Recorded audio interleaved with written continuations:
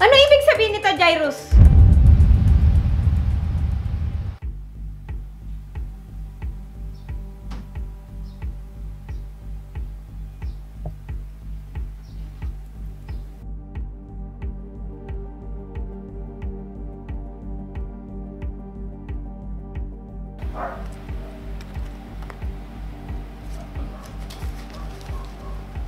Tay, ano pong ginagawa ninyo? Wala anak. May tinitignan lang ako sa bag ng nanay mo. Sige po tay, maglalaro muna po ako sa labas. Jairus anak, huwag mong sasabihin sa nanay mo na ginalaw ko yung bag niya. Opo tay, hindi ko po sasabihin kay nanay. Sige, maglaro ka muna sa labas. Ayos. May pangsugal na naman ako mamaya.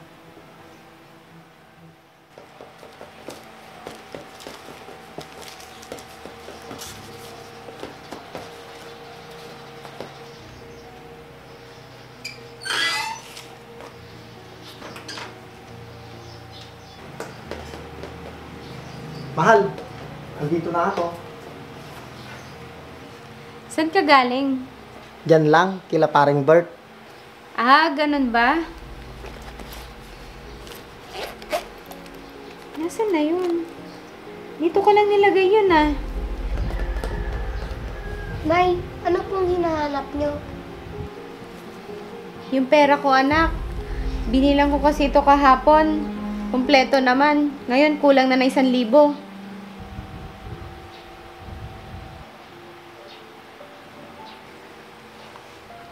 Nakita mo ba yung pera dito sa bag ko? Wala po na, hindi ko po nakita. Ikaw, mahal.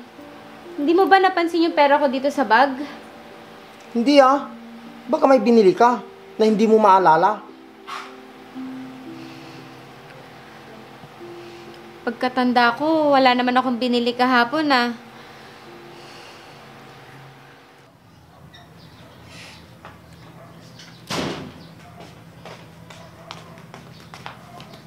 Tay, bakit di nyo sinabi kanina na kayo kumuha sa pera ni nanay?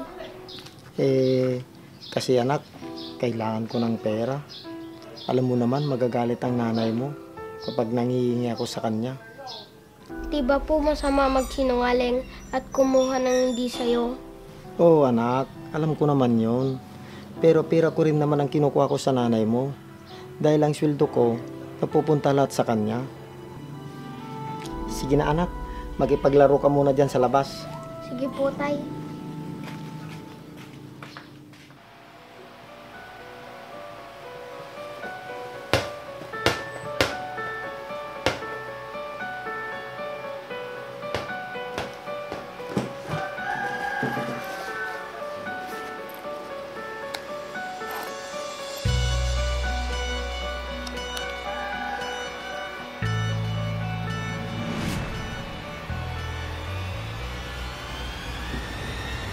Jairus? Ano yung nasa likod mo? Ano ibig sabihin nito, Jairus?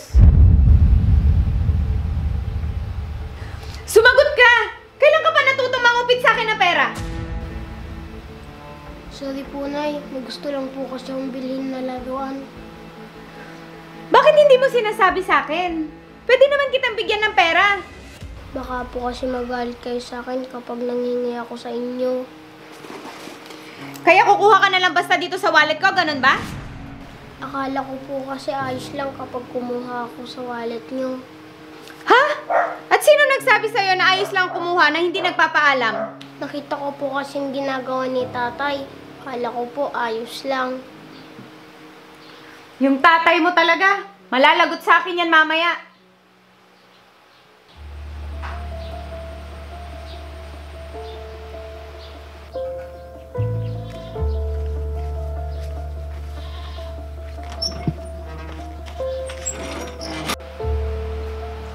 Mahal, Mag-usap nga tayo. teka, magbibihis muna ako. Tungkol saan ba yan? Tungkol kay Jairus. Ha? May sakit ba siya? Asan siya? Wala. Nakita ko yung anak natin na nangungupit sa wallet ko. Ha? Bakit naman gagawin ni Jairus yun? Dahil nakita daw niya na kumukuha ka ng pera sa wallet ko. Teka Teka, mahal. Bakit ako? Hay nako, Masong, huwag ka na magsinungaling. Hindi naman sasabihin ng anak mo yun kung hindi ka niya nakita. Isang beses ko lang naman ginawa yun. Isang beses o maraming beses? Kaya pala madalas ako mawalan ng pera. Iniisip ko pa naman na may binili lang ako na hindi ko maalala. Sorry, mahal. Hayaan mo, kakausapin ko si Jairus mamaya.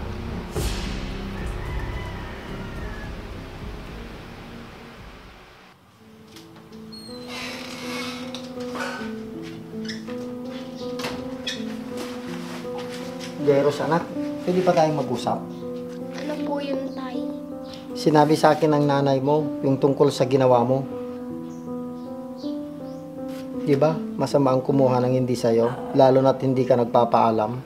Alam ko naman yun, Tay. Pero lagi kitang nakikita kumukuha sa bag ni nanay ng pera. Akala ko ayos lang. Anak, mali ang ginagawa ni tatay. Kaya humingi na ako ng sorry kay nanay.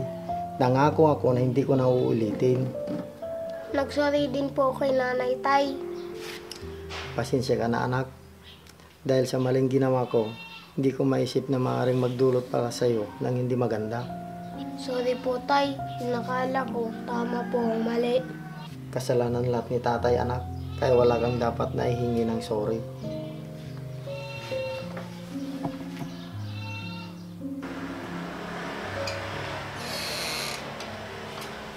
Nay! Nay, sorry po ulit sa ginawa ko. Huwag mo na isipin yun, anak. Ang importante, nalaman mong mali yung ginawa mo at nangako kang hindi mo na ito uulitin. Opo, Nay. At ikaw din. Siyempre naman,